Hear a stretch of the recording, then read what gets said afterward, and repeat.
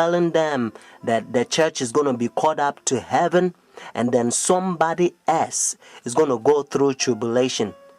But Paul says, yea, whosoever shall live in godly shall suffer persecution. When Shadrach, Meshach, and Abednego, notice in Daniel chapter 3, when they threw them in the fire furnace, you know what happened? God saved them.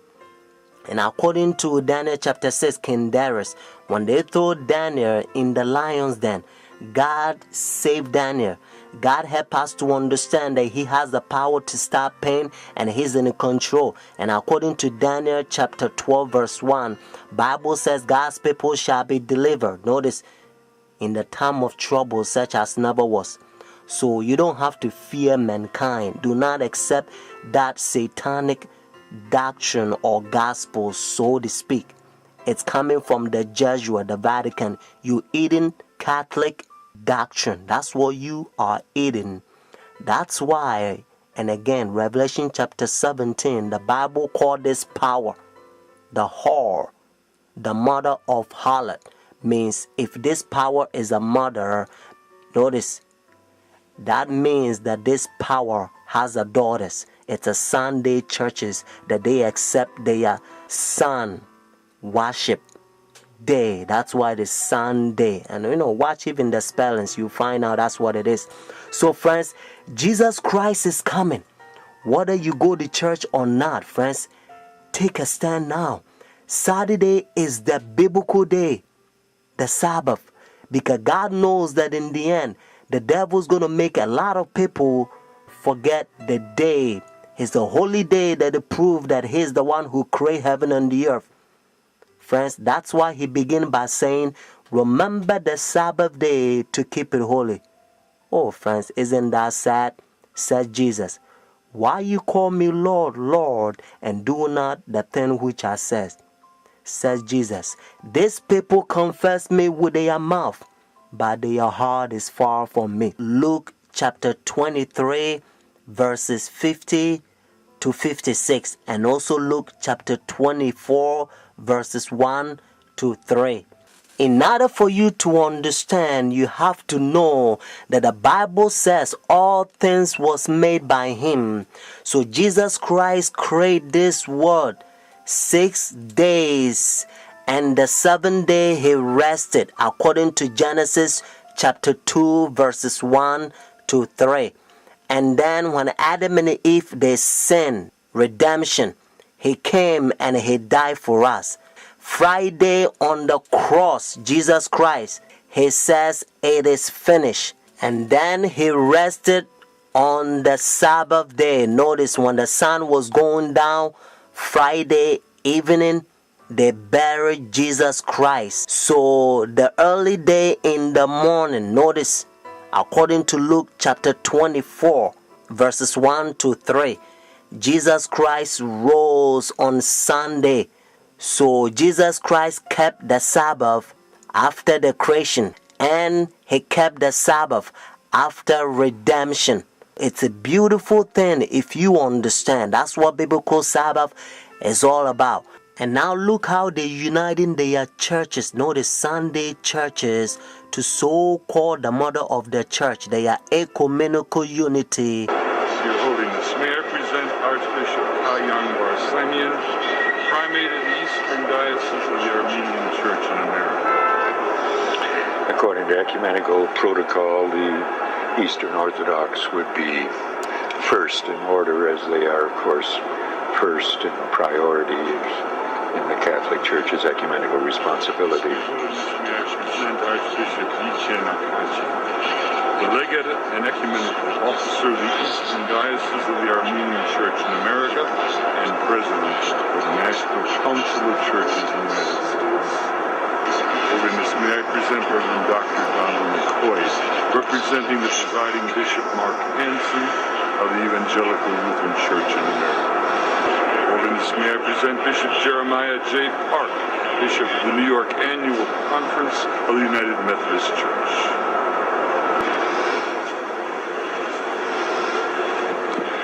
Your Holiness, may I present Reverend Wesley Granberg Michelson, the General Secretary of the Reformed Church in America. Your Holiness, may I present Reverend Dr. Clifton Kirkpatrick, the stated clerk of the General Assembly of the Presbyterian Church in the United States. Your Holiness, may I present Reverend Dr. William J. Shaw, President of the National Baptist Convention, United States. Your Holiness, may I present Bishop James Leggett, General Superintendent of the International Pentecost Holiness Church. Your Holiness, may I present Dr. Leith Anderson, President of the National Association of Evangelicals. Your Holiness, may I present Bishop David H. Benke, President of the Atlantic District of the Lutheran Church, Missouri Synod. Your Holiness, may I present Reverend Dr. A.R. Bernard Sr., President of the Council of Churches of the City of New York.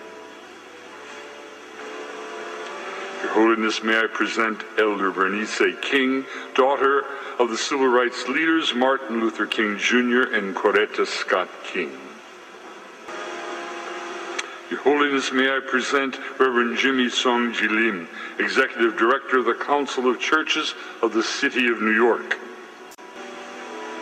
Your Holiness, may I present the Right Reverend Mark Sisk, Bishop of the Episcopal Diocese of New York. Friends, do you understand the language? Your Holiness. And this is how they call this power. He think he is God. That's what their teachings is all about, friends. And you also know that when the religious leaders, when they come to meet this power, they wearing black. Notice, dark color. They represent the sinners, and he represent God. And now listen to what Bible says. 2 Thessalonians chapter 2.